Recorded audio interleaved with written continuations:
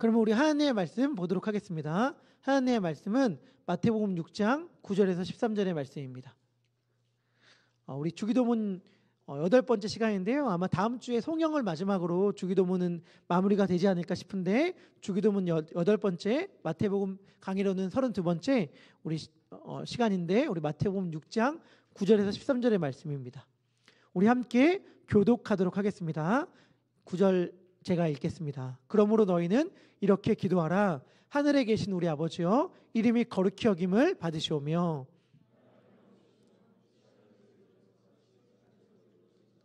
오늘 우리에게 일용할 양식을 주시옵고 우리가 우리에게 죄 지은 자를 사하여 준 것 같이 우리 죄를 사하여 주시옵고. 함께합니다. 우리를 시험에 들게 하지 마옵시고 다만 악에서 구하시옵소서. 대개 나라와 권세와 영광이 아버지께 영원히 있사옵나이다. 아멘. 지난 한 주 여러분들은 용서를 경험하며 살아가셨습니까? 용서라는 이야기를 들을 때에 자신도 모르게 고개가 떨궈지는 사람들이 있죠.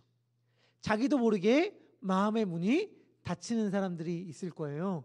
용서는 절대로 쉽지 않습니다. 용서가 쉽지 않은 이유를 제가 지난주에 말씀드렸어요. 용서에는 희생과 대가 치름이 있기 때문이라고. 하지만 용서가 힘든 이유가 단지 그것 때문만은 아닙니다. 용서가 힘든 이유는 우리가 용서에 대하여 잘못된 이해를 갖고 있기 때문이에요.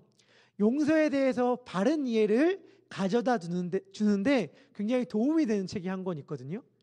제가 이 책을 추천해 드리고 싶은데 사실은 웬만해서는 제가 책 추천을 잘 안 합니다. 제가 웬만해서는 책 추천을 잘 안 하고 이 책 좋습니다라는 말들을 잘 하지 않아요. 그 이유는 사실 분명한데 추천해도 안 읽기 때문에 제가 그걸 너무 잘 알아서 제가 추천을 잘 안 합니다. 사실 저도 그래요. 저도 남이 누군가가 저에게 책을 추천해 준 걸 잘 안 읽게 되더라고요. 책은 결국에는 자기가 만나는 거거든요. 우연한 기회든 아니면 어떤 운명적인 만남이든 간에 자신의 인생에 큰 영향을 끼칠 책들을 결국엔 누군가는 한 번쯤 만나게 되는데 이 경우에 추천 도서인 경우는 극히 드물어요. 그래서 제가 책 추천을 잘 안 하게 되지만 그럼에도 불구하고 이 책은 정말 너무 좋고 사실 모든 사람들에게 도움이 될 수 있기 때문에 추천합니다. 그게 뭐냐면 팀 켈러 목사님의 용서를 배우다 Forgive라는 책이에요. 혹시 용서의 이슈가 우리들의 삶 가운데 너무 중요하고 내가 예수님을 제대로 믿기 위해서는 용서의 문제를 반드시 해결해야 된다라고 생각하시는 분들이 있다면 이 용서를 배우다 이 책을 꼭 읽었으면 좋겠습니다. 이 책을 팀 켈러 목사님이 시작하면서 자신이 겪었던 이야기들에 대하여 이야기해 줍니다. 그게 뭐냐? 6월이었습니다. 여름 성경학교가 시작되어요. 그래서 돌아다니면서 동네의 아이들에게 여름 성경학교에 오라고 권면을 하는 거예요. 집집마다 노크를 합니다. 똑똑똑 문을 열어주면 이날 이때부터 이때까지 바로 우리 동네에 있는 이 교회에서 여름 성경학교를 합니다. 당신의 자녀들을 보내주시면 너무 좋겠습니다. 이렇게 이야기를 하는데 문을 두드렸어요. 젊은 아빠가 나왔습니다. 팀 켈러 목사님이 여름 성경학교에 대한 이야기를 쭉 들려주니까 그분이 굉장히 정중하게 사양을 했습니다. 저희 가정은 괜찮습니다. 라고 말이죠.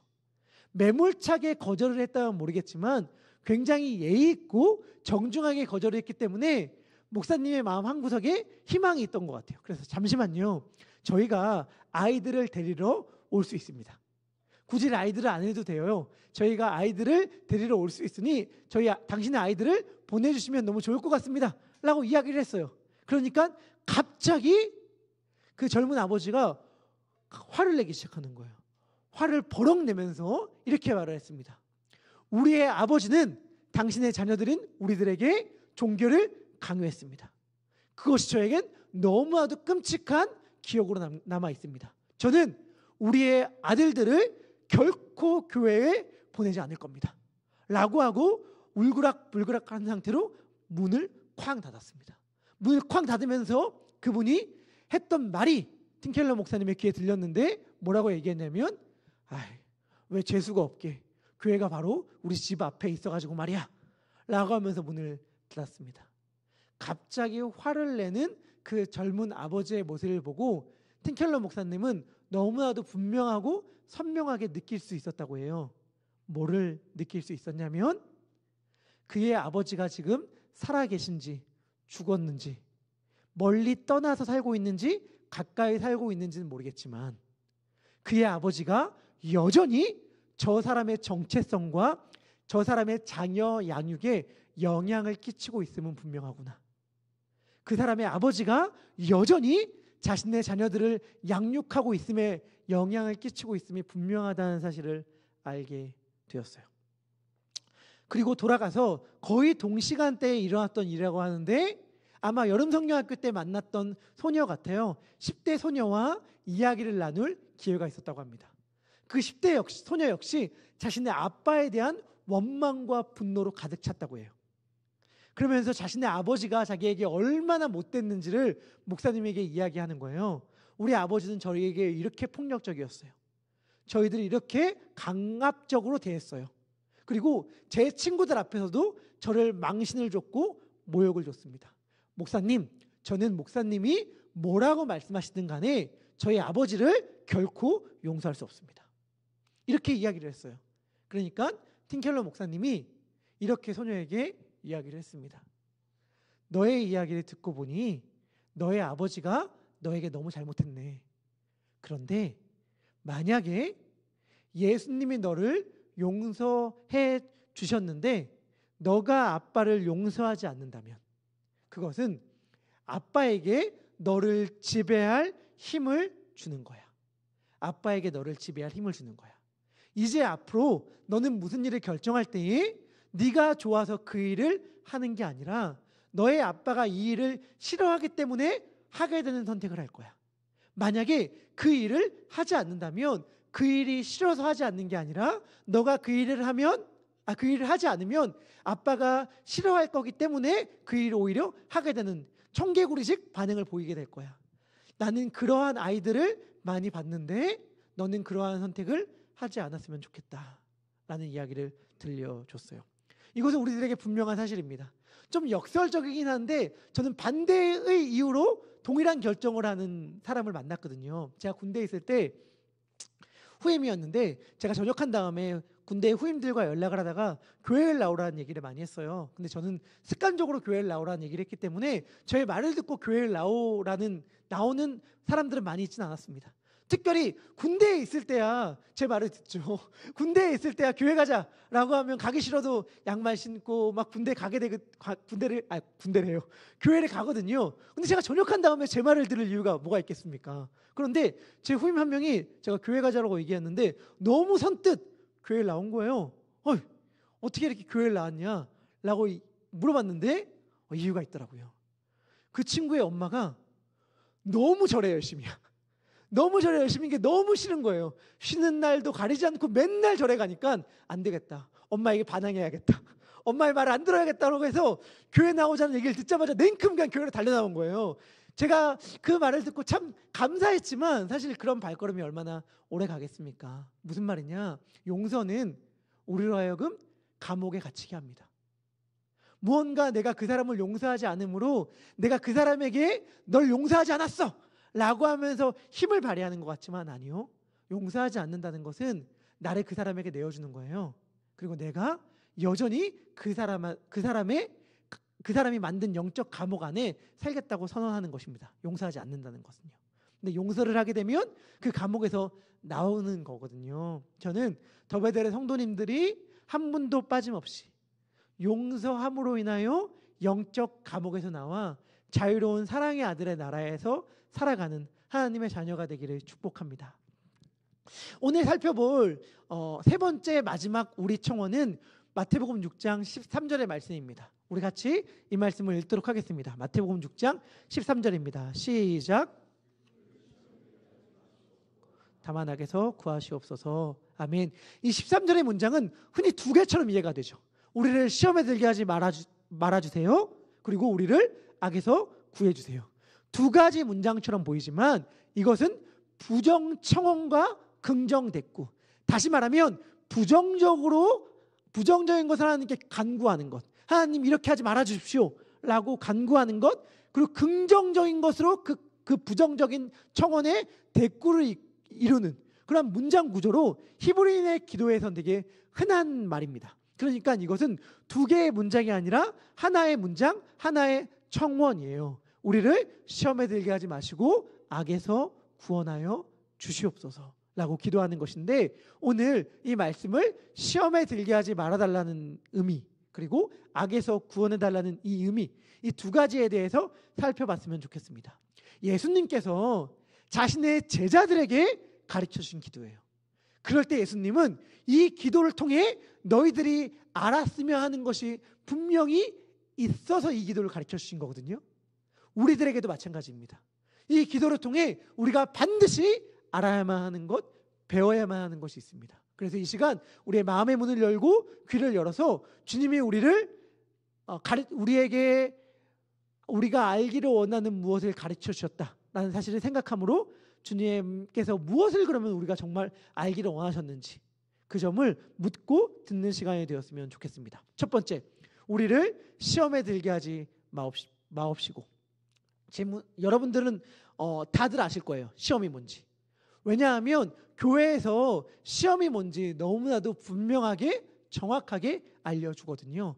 성경의 시험은 크게 두 가지가 있습니다. 하나는 템테이션이라고 말하는 유혹이고, 하나는 트라이얼이라고 말하는 시련, 연단 혹은 시험이다 라고 말할 수 있는 것인데, 성경에는 이 두 가지 시험에 대해 나옵니다. 유혹과 시험이라고 할게요. 시험, 이 말이죠. 시험이라는 헬라어 단어, 그리스어 단어는 이 두 가지 뜻을 다 담고 있어요. 트라이얼과 템테이션, 이 두 가지 뜻을 다 담고 있습니다. 그럼 질문할게요. 유혹과 시험의 차이가 뭐죠? 뭐가 유혹이고 뭐가 시험일까요? 유혹은 그 상대방을 무너뜨리고 망가뜨리는 데 목적이 있습니다. 그것을 유혹이라고 합니다. 그 사람을 결국엔 파멸시키는 것, 멸망시키는 것, 망하게 하는 것이 유혹이에요. 시험은 뭐냐면 그 사람을 연단시키고 단련시켜서 성장시키는 데 목적이 있습니다. 이것을 시험이라고 말해요. 야고보 사도가 하나님은 친히 아무도 시험하지 않으신다라고 말했을 때의 시험은 유혹입니다. 하나님은 누군가가 망가지기를 원하셔서, 누군가가 멸망하기를 원해서 유혹하시는 분이 아니에요. 하지만 아브라함의 경우처럼 하나님은 시험하십니다. 우리를 성장시키기 위해, 우리를 더 성숙시키기 위해 하나님은 우리를 시험하셔요. 이렇게 생각하면 시험과 유혹이 분명하고 명확하게 구분이 되는 것 같은데, 문제는 뭐예요? 문제는 우리의 현실 생활의 삶에선, 그리고 당하는 입장에선 시험과 유혹이 분명하게 구별되지 않는다는 것입니다. 시험과 유혹이 분명하게 구분되지 않아요. 우리의 삶 가운데선 말이죠. 거기에 문제가 있습니다. 질문할게요. 여러분들 아마 많이들 알고 계실 텐데, 욥 있잖아요. 욥이 당한 고난은 시험입니까? 유혹입니까? 욥이 당한 여러 가지 어려움과 고난은 그를 멸망시키고 파괴시키려는 유혹인가요? 그를 성장시키려는 시험인가요? 사탄이 욥을 시험할 때에 사탄은 그가 갖고 있는 분명한 목적이 있었습니다. 우리 욥기 1장 11절인데요. 우리 함께 읽도록 하겠습니다. 욥기 1장 11절 시작. 그의 모든 소유물을 치소서. 그리하시면 틀림없이 주를 향하여 욕하지 않겠나이까. 사탄의 목적은 분명했어요. 욥이 욕하게 하는데 사탄의 목적이 있었습니다. 하나님을 원망하고 하나님께 불평하고 하나님께 욕하게 하는데 목적이 있어서 욥을 시험하려고 했어요. 욥이 이 시험에, 이 유혹에 어떻게 반응하죠? 욥기 1장 22절의 말씀인데요. 이 말씀도 같이 읽도록 하겠습니다. 시작. 하나님을 향하여 원망하지 아니하리라. 아멘. 욥은 이 시험을 이겼죠. 이 유혹을 이겼어요. 사탄이 욥으로 하여금 하나님을 원망하고 욕하게 하기 위해 그를 유혹했으나 욥은 그 유혹을 뿌리치고 이겼고 하나님을 향해 원망하지 않았습니다. 그런데 사탄이 그렇다고 해서 쉽게 물러서질 않아요. 욥을 다시금 유혹합니다. 욥기 2장 5절의 말씀인데요. 우리 함께 욥기 2장 5절의 말씀도 읽도록 하겠습니다. 시작.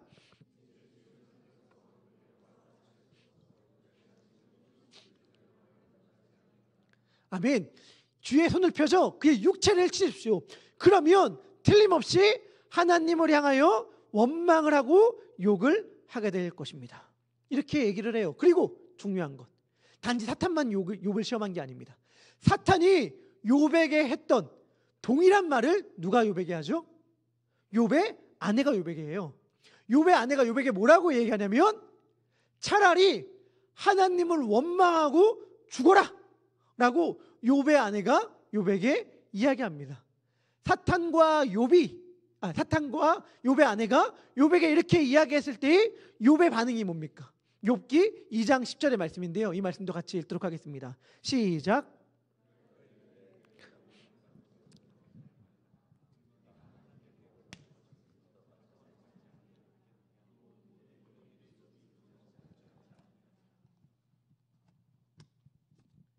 아멘.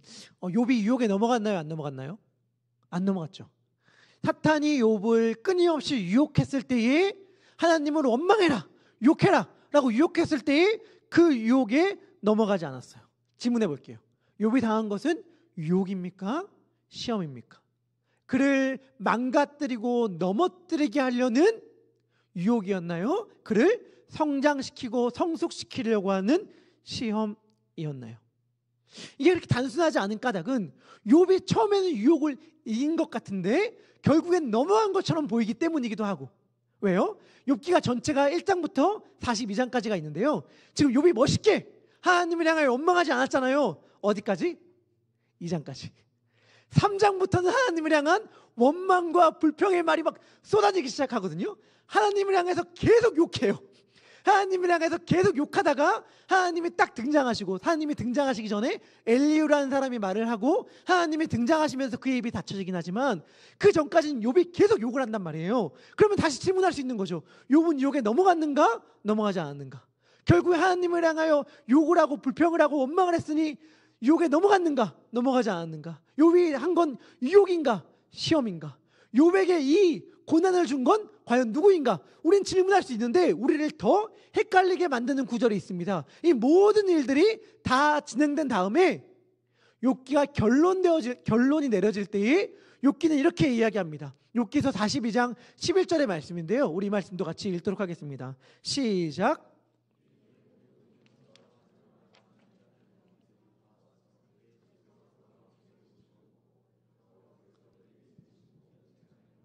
그를 위하여 슬퍼하고 위로하고 각각 캐시트 하나씩과 금고리 하나씩을 주었더라. 자, 보세요. 욥에게 이런 고난을 준 분은 하나님이십니까? 사탄입니까? 아까 읽었던 욥기 42장 11절의 말씀은 이렇게 말한단 말이에요. 여호와께서 그에게 내리신 모든 재앙에 관하여. 욥이 당한 모든 고난, 모든 아픔, 모든 힘듦을 누가 줬다고 얘기해요? 여호와 하나님이 줬다고 얘기해요. 그럼 다시 질문하는 거죠. 이 시험은 시험인가 유혹인가?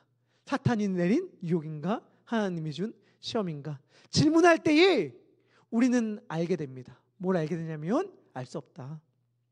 알 수 없다. 다시 말하면 우리는 우리가 하나님이 목적하시는 그 목적지, 도착지에 이르기 전까지는 우리가 겪는 것이 유혹인지 시험인지 명쾌하게 구별할 수가 없습니다. 이것은 아브라함의 경우도 마찬가지예요. 하나님께서 아브라함을 시험하셨습니다. 어떻게 할 수 있어요? 창세기 22장 1절에서 이렇게 성경이 얘기하거든요. 아브라함이 외아들인 이삭을 바친 사건을 두고 그 일 후에 하나님이 아브라함을 시험하시려고 그를 부르시되 라고 얘기합니다. 이게 시험이라는 걸 우린 다 알고 이 시험에 아브라함은 통과해요. 그래서 우리는 알게 되죠. 와, 아브라함은 하나님께서 행한 이 시험을 통과했고 그래서 한 단계 더 성숙하게 되었어 라고 이야기하지만 사실 시험 혹은 유혹이라고 할 만한 것은 그 전에 아브라함의 삶 가운데 여러 번 있었고 아브라함은 사실 그때는 넘어졌어요. 넘어졌단 말이죠. 자, 하나님께서 아브라함에게 거처할 땅을 주셨습니다. 이 땅에 거하라고. 이 땅을 내가 너와 너의 자손에게 주었다라고 약속하셨어요. 여러분, 하나님께서 그 땅을 주시면서 이 땅을 너와 너의 자손에게 주리라고 약속하셨다면 그 땅에 있으라는 얘기예요? 그 땅을 떠나라는 얘기예요? 그 땅을 계속 거하라는 얘기예요? 그 땅을 네가 원하면 그 땅 떠나도 좋아 라고 하시는 말씀이에요.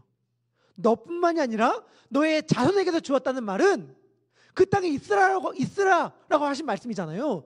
그런데 하나님께서 있으라라고 하는 그 땅에 기근, 가뭄이 찾아오자 가뭄이란 유혹 앞에 아브라함은 넘어집니다. 그래서 그 땅을 떠나요. 또 잘 알고 계시죠? 애굽의 왕 바로 앞에 바로가 자신을 해할지도 모른다는 두려움의 유혹이 있을 때에 그는 그 유혹 앞에 넘어져서 자신의 아내를 자신의 누이라고 속이고 바로에게 바칩니다. 그리고 동일한 유혹이 또 한 번 더 있었는데 블레셋의 왕 아비멜렉에게 위협을 당할까 하여 이번에도 동일하게 자신의 아내 사례를 자신의 누이라고 속이고 블레셋의 왕 아비멜렉에게 넘겨줘요. 여러분, 만약에 이것을 카메라를 들고 몰래 촬영한 남편 테스트라고 한다면, 아내의 유혹이야. 남편이 신뢰를 지키느냐 안 지키느냐, 과연 이 남편은 이 테스트를 통과할 것인가 안 통과할 것인가를 시험한 것이었다면 아브라함은 그 테스트에 통과했다고 할 수 있습니까? 아니죠. 완전히 실패했죠. 완전히 그 유혹에 넘어간 것 아닙니까? 그러니까 아브라함도 그렇고 욥도 그렇고 사실은 유혹과 시험이라고 할 만한 것들이 굉장히 많이 있었어요. 다시 말하면 이거를 시험이라고 볼 것인가 유혹이라고 볼 것인가 명쾌하게 나눌 수 없는 사건들이 많이 있었는데 그 모든 과정을 거쳐서 하나님께서 자신이 목적하신 그곳에 도달하게 하신 거예요. 그러면 도달한 그 이후에는 이때까지 겪었던 모든 것들이 뭐가 돼요? 시험이 되는 것이죠. 그러니까 저는 우리의 현실 생활을 살아갈 때에 우리에게 찾아오는 수많은 손길들, 목소리들을 이거는 시험이야, 이것은 유혹이야 라고 명쾌하게 이분법으로 나누는 것은 우리의 현실 생활에 맞지 않다고 생각합니다. 어색하기도 하고 어울리지도 않아요. 그래서 여러분들 이것을 기억하시면 좋습니다. 이렇게 딱 이해하시면 좋은데 어떻게 이해하면 좋으냐? 이걸 기억해 주세요. 여러분, 넘어지면 유혹이고 넘어가면 시험이에요.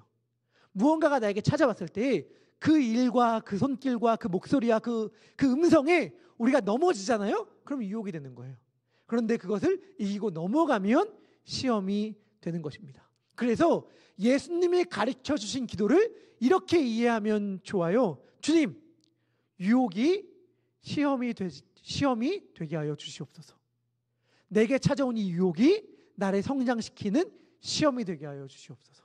그리고 나를 성장시키기 위하여 찾아온 시험이 나를 망가뜨리는 유혹이 되지 말게 하여 주시옵소서. 우리는 이렇게 기도해야 합니다. 이 땅을 살아가면서 엄청나게 많은 유혹들이 있죠. 엄청나게 많은 유혹들이 있고 그 유혹들 중에 어떤 것은 숨쉬듯 자연스러워서 우리를 마치 유혹이라고 인식도 못하게끔 넘어뜨리는 것들이 있습니다. 그렇죠. 인식도 못하게끔 우리를 넘어뜨려요. 그런 유혹들이 있고 어떤 것은 유혹인 줄 알아. 그런데 여기에 넘어가면 큰일이 날 것 같아. 그런데 그게 너무 달콤해. 그 음성이 너무 나에게 크게 와닿아. 그래서 넘어가고 싶은 결정적인 유혹이 있을 수도 있습니다. 그런데 우리는 그것들 앞에서 기억해야 돼요. 여기에 넘어지면 난 유혹에 빠지는 것이다. 바라기는 이것을 넘어가자, 이기자. 우리 이렇게 기도해야 됩니다. 아마 많은 분들이 다 한 번씩은 들어서 알고 있을 유명한 말이 있죠. 마틴 루터가 한 말인데 머리 위에 새가 날아다니는 것은 어쩔 수 없다. 그런데 어떻게 하지 말라고 그래요? 그 새가 우리의 머리 위에 둥지를 틀지는 못하게 해라 라고 말을 하잖아요. 우리 위에 머리 위에 새가 유혹이 빙빙 도는 것들은 어쩔 수 없을지 모르겠습니다. 그런데 그 유혹에 넘어가 새가 우리 머리 위에 둥지를 틀게 해서는 안 되는 거예요. 그래서 우리는 기도해야 됩니다. 주님, 저의 머리 위에 저를 넘어뜨리려고 하는 유혹이 계속해서 돌아다니고 있습니다. 바라기는 이 유혹에 제가 넘어지지 말게 하여 주시옵소서. 이 유혹이 저의 머리와 저의 마음 가운데, 저의 삶 가운데 둥지를 틀게 하지 말아 주시옵소서. 그래서 이 유혹이 시험이 되게 하여 주시옵소서. 우리는 이렇게 기도할 수 있어야 됩니다. 성 치프리아노라는 믿음의 선배 중 한 분이 주님의 기도를 해석하면서 이렇게 주님께 기도를 올렸습니다. 잘 들어주시면 좋을 것 같은데 우리 믿음의 선배의 기도입니다. 이렇게 기도했어요. 저의 바탕이 깨끗해지기 위해서 제게 시련이 필요하다는 것을 저는 압니다.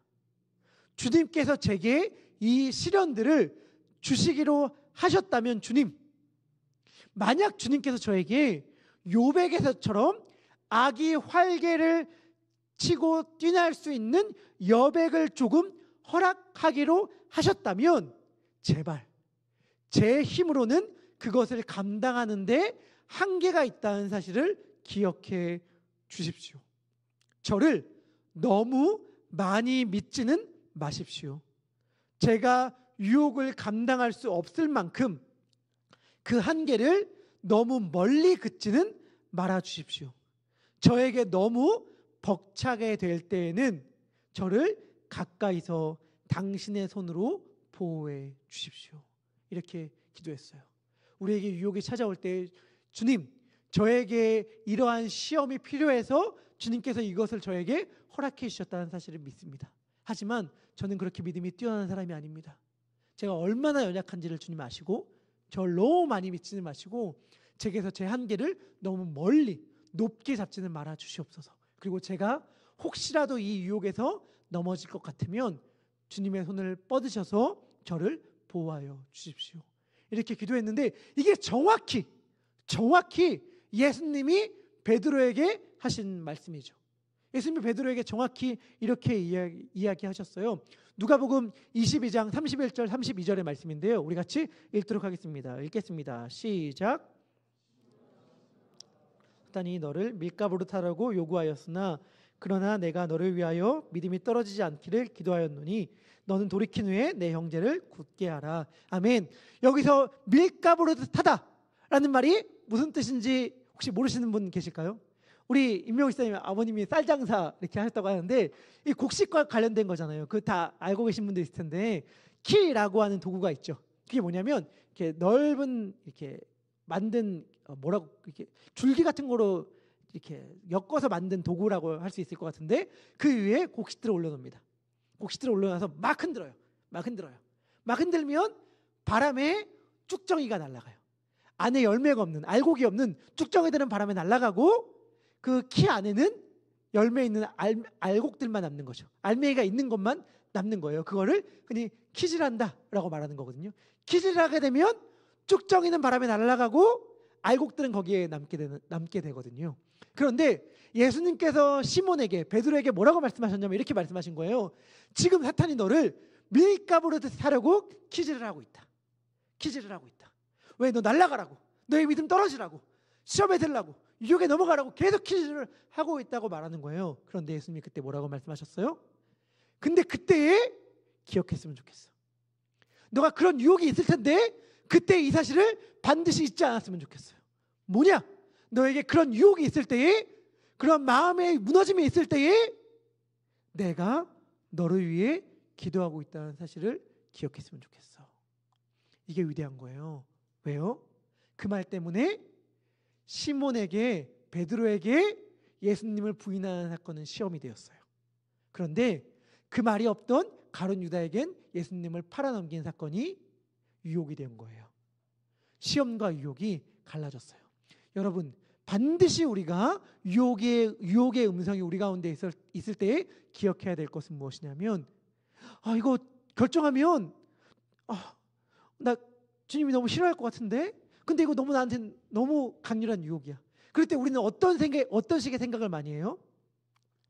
그 유혹에 넘어갔을 때 주는 그 쾌락과 기쁨과 만족은 이렇게 클 것 같고 넘어갔을 때 내가 주님 앞에 짓는 죄는 상당히 사소한 것 같아서 주님께서 용서해 줄 것만 같고 주님의 용서를 전제로 하고 내가 일을 행하면 내가 얻는 기쁨과 쾌락은 정말 클 것 같아서 보통 넘어가잖아요. 그 일들을 행한단 말이죠. 그때 우리가 반드시 기억해야 됩니다. 뭘 기억해야 되냐면 우리의 선택을 앞두고 갈등하고 있는 우리들의 모습을 바라보시면서 예수님께서 기도하고 계시다는 사실을. 나는 너가 안 그랬으면 좋겠는데, 나는 너가 안 넘어갔으면 좋겠는데, 난 너가 그 선택을 안 했으면 좋겠는데 그 선택이 얼마나 너를 망가뜨리고 무너뜨리고 좌절시킬 것을 내가 너무 잘 알아서 네가 안 그랬으면 좋겠어 라고 예수님이 간절히 기도하고 계시다는 사실을 우리는 기억해야 돼요. 그리고 그 사실을 기억할 때 우리에게 찾아온 유혹은 시험이 될 수 있을 것입니다. 결국엔 그 유혹이 시험이 되므로 베드로는 회복할 수 있었고 자신만 회복할 뿐만이 아니라 동일하게 넘어진 수많은 사람들에게 힘과 용기를 줄 수 있었거든요. 그것이 주님의 약속인 너는 돌이킨 후에 회복한 후에 내 형제들을 굳게 하라 라고 말씀하신 음성입니다. 이 약속을 예수님은 동일하게 우리들에게도 주셨습니다. 두 번째, 다만 악에서 구하옵소서. 다만 악에서 구하옵소서 라고 하는 이 구절은 우리들에게 어떻게 유혹을 시험으로 바꿀 수 있는지를 또한 알려주는 말씀입니다. 예수님이 너희들 기도해 다만 악에서 구하옵소서 라고 기도해 라고 말할 때 악도 크게 두 가지로 해석할 수가 있습니다. 하나는 중성으로 바라보는 입장이고 하나는 남성으로 바라보는 입장이에요. 중성으로 이 악을 바라보면 어떻게 되는가? 너희들 기도해라. 너희들의 악한 현실 한가운데에서 너희들이 구원받을 수 있도록 기도해라 라고 말씀하신 셈이고, 이 악을 남성으로 바라보면 이렇게 예수님이 말씀하신 셈이에요. 너희들 기도해라. 악한 자로부터 구원받기를 기도해라 라고 말씀하신 것입니다. 그런데 이 악한 자라는 것이 복음서에 여러 번 나오고 그때마다 이 악한 자는 누구냐면 사탄이에요. 그렇다면 예수님의 기도는 너희들 기도해라. 우리를 사탄으로부터 구하여 달라고, 건져야 달라고 기도해라 라고 말씀하신 셈인데 저는 이 해석이 옳다라고 생각합니다. 왜냐? 그 이유는 주기도문의 기도가 하나님의 나라를 구하는 기도이기 때문에 그래요. 여러분들 기억하실지 모르겠지만 예수님께서 자신의 사역을 시작하시면서 맨 처음에 했던 말이 뭐였냐면 회개하라 천국이 가까웠느니라 였어요. 회개하라 천국이 가까웠느니라. 천국은 하나님의 나라잖아요. 회개하라 라는 말을 그래서 제가 뭐라고 설명해 드렸냐면 왕을 바꿔라 라는 말이라고 말씀드렸습니다. 왕을 바꿔라. 그리고 하나님의 나라에 들어가라 라고 예수님이 말씀하시면서 자신의 사역을 시작하셨고, 그 다음에 성경은 뭐라고 이야기하냐면 갈릴리 온 땅에 다니면서 천국 복음을 전하였다. 하나님 나라의 복음을 전하였다 라고 이야기해요. 예수님이 회개하고 하나님 나라의 백성이 되어라 라고 말씀하셨는데 그럼 하나님의 나라가 어떠한 나라입니까? 라고 묻는 사람들 앞에서 이러한 나라야 라고 하고 보여주신 것이 예수님의 모습이었어요. 병든 자를 고쳐주시는 것, 가난한 자를 채워주신 것, 귀신 들린 자를 내쫓아 주신 것, 이렇게 보여지면서 예수님은 말씀하신 셈이죠. 하나님의 나라는 이러한 나라야 라고 말씀해 주셨고, 마태복음 5장부터 7장까지 펼쳐지는 산상수훈의 이야기 가운데 그 하나님 나라의 법은 이거야 라고 말씀해 주신 거거든요. 그 하나님 나라의 법이 산상수훈이에요. 그리고 산상수훈의 가장 중앙에 있는 것이 주기도문입니다. 그래서 주기도문은 하나님의 나라를 구하는 기도예요. 그래서 주기도문 가운데에 나라가 임하게 해달라는 기도가 있잖아요. 그런데 하나님의 나라는 뭐죠? 하나님의 나라. 하나님의 나라는 하나님의 통치입니다.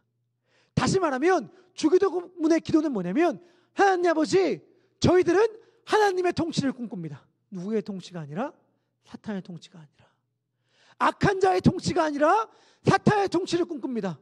악한 자의 통치, 사탄의 통치로부터 벗어나서 하나님 나라로 들어가길 소망하오니 악한 자로부터 우리를 건져내 주십시오.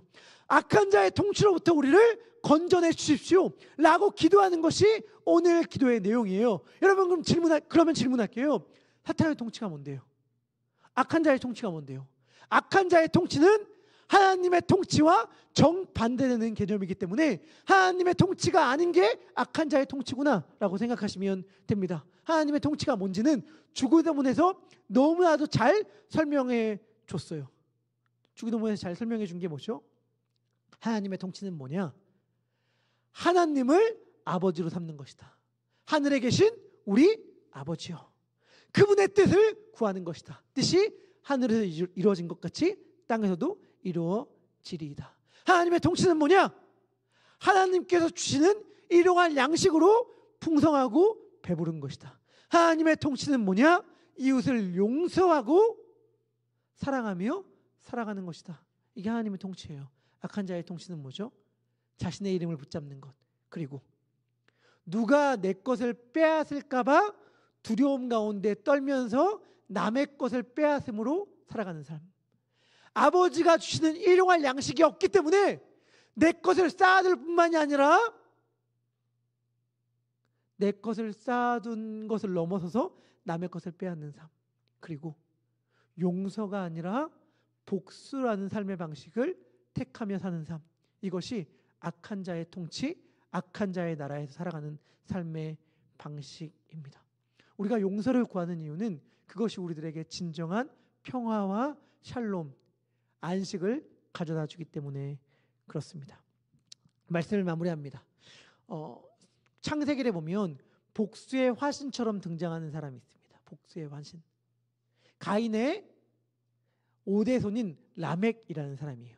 라멕이라는 사람은 흔히 아내를 최초로 2명을 둔 인물로 우리가 기억하고 있지만 실상은 그거보다 더 중요한 얘기가 라멕에게 나와요. 라멕이 부른 노래가 전해져 내려오거든요. 그것을 흔히 칼의 노래, 라멕의 노래라고 부릅니다. 라멕의 노래의 가사가 뭐냐? 이런 거예요. 누가 나를 어깨를 툭 치고 갔는데 툭 치고 간 게 기분이 나빠서 내가 그 사람을 찔렀다. 찔러 죽였다. 복수했다. 나는 은혜는 잊어도 빚은 못 잊는 사람이다. 나는 은혜는 못 갚아도 원수는 갚는 사람이다. 이게 라멕의 노래예요. 그리고 라멕이 뭐라고까지 얘기하냐면 이렇게 얘기해요. 내 조상 가인에게 함부로 하는 사람에게 하나님은 7배의 벌을 내린다라고 말했다. 그런데 나에게 함부로 하잖아. 나에게 함부로 하는 사람은 내가 77배나 갚을 것이다. 이렇게 얘기해요. 이 77배라는 창세기의 내용을 그대로 옮긴 그리스어의 표현이 동일하게 신약 성경에 나오는데 그게 뭐냐면 예수님이 베드로에게 하신 말씀입니다. 형제가 나에게 잘못하면 몇 번이나 용서해 줘야 됩니까? 라고 말할 때에 예수님이 베드로에게 뭐라고 말씀해 주시냐면 70번씩 7번이라도 행할지니라 이렇게 말하잖아요. 70번씩 7번 70 곱하기 7 490번 이라고 이해할 수 있지만 실상은 이것은 예수님이 라멕의 노래를 염두에 두고 하신 말씀이에요. 라멕의 노래의 그리스어 표현과 동일하거든요. 그러니까 예수님께서 말씀하시는 거예요. 복수의 삶을 내가 이야기하려고 오는 것이 아니야. 너희들은 복수의 노래를 부르면서 라멕의 노래를 부르면서 악한 자의 통치 아래서 살아갈 자가 아니야. 그러한 자의 통치 아래서 살아가잖아. 그러면 여전히 너희들 가운데는 안식이 없을 거야. 평화가 없을 거야. 라멕의 노래를 부르다가 어떻게 되는 줄 알아요? 노아의 홍수 때 다 죽었어. 노아의 홍수 때 살아가던 사람들이 자신의 주제가가, 자신의 유행가가 그때 많은 사람들이 불렀던 인기곡이 라멕의 노래였어요. 라멕의 노래를 부르다가 죽었는데 라멕의 노래 가운데에서 그 노래에 동참하지 않았던 사람들, 노아의 방주에 탔던 사람들은 살았습니다. 노아라는 이름의 뜻이 뭔데요? 안식이거든요. 평화, 안식이에요. 예수님은 우리를 악한 자의 통치에서 건지셔서 그 사랑의 아들의 나라에서 살기를 원해요. 노아의 방주에서 살기를 원해요. 안식의 나라에서 살기를 원해요. 우리에게 그 나라에서 살아가라고 주님은 우리들을 요청하시는 거예요. 우리는 유혹에 넘어가면 행복할 것 같죠? 시험에 넘어가면 행복할 것 같죠? 복수하면 행복할 것 같죠? 내 욕망을 이루면 행복할 것 같죠? 아니라고 주님께서는 주기도문의 고백을 통해서 우리들에게 알게 하여 주시는 것입니다. 그것들로는 평화가 없어. 복수의 노래가 너희들의 삶 가운데 여전한 한, 악한 자의 통치 아래서 살아가는 한 너희들에게는 소망과 희망이 없어. 그 통치 아래선 늘 언제나 배고플 수밖에 없어. 그 통치 아래선 늘 언제나 불안할 수밖에 없어. 그런데 그 통치에서 건져내 달라고 기도하잖아.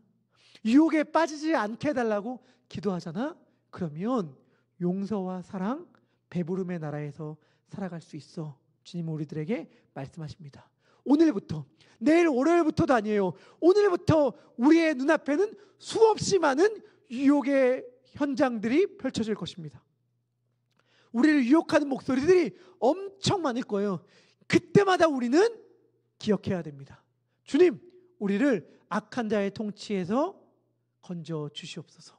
저는 저의 왕이 사탄이 아니라 하나님이기를 소망합니다. 제가 하나님 나라의 백성이기를 원하지 사탄의 백성이 되기를 원하지 않습니다. 주님, 저에게 찾아오는 유혹이 시험이 되게 하여 주시옵소서. 이 음성에 넘어짐으로 유혹에 빠지는 자가 되지 말게 하여 주시고, 이 음성을 넉넉하게 뿌리침으로 시험을 넘어가 주님을 더욱더 알아가는 자, 하나님의 백성다운 자, 예수님의 형상을 닮아가는 자가 되게 하여 주시옵소서. 우리 이러한 고백을 담아서 우리 함께 찬양하도록 하겠습니다. 하나님은 우리의 피난처가 되시며, 우리 함께 찬양할 때에 우리에게 찾아온 수많은 고난, 수많은 유혹들 앞에서 우리가 붙잡아야 될 것은 오직 하나, 주님입니다. 주님을 붙잡아야 돼요. 우리는 여러분, 우리가 반드시 기억해야 될 게 있는데, 우리는 우리들에게 찾아온 그 문제와 씨름하는 게 아니에요. 그 문제와 씨름하면서 이 문제가 너무 커서 죽겠습니다 라고 하면서 그 문제와 우리와 씨름하는 게 아니에요. 우리는 뭐랑 씨름하는 거예요? 내가 하나님을 믿느냐, 내 자신을 믿느냐와 씨름하는 거예요. 하나님을 믿고 하나님을 붙잡으면 어떻게 돼요? 하나님이 그 문제와 씨름하셔. 우리는 그 문제와 막 씨름하느라고 너무 고생하고 너무 두려움 가운데 압도당하는데, 그 문제와 씨름하는 것이 아니라 하나님 앞에 우리들의 믿음의 고백을 내어드릴 때에 하나님께서 그 문제와 씨름하게끔 만들어야 되는 거예요. 그러한 믿음의 고백을 담아 하나님 우리의 피난처가 되십니다. 우리의 모든 문제들 앞에서 주님, 제가 주님께 피하오니 주님께서 이 문제와 씨름하여 주시옵고, 저는 주님 안에서 평안을 누리게 하여 주시옵소서. 하나님의 통치를 누리게 하여 주시옵소서. 우리 함께 찬양하도록 하겠습니다.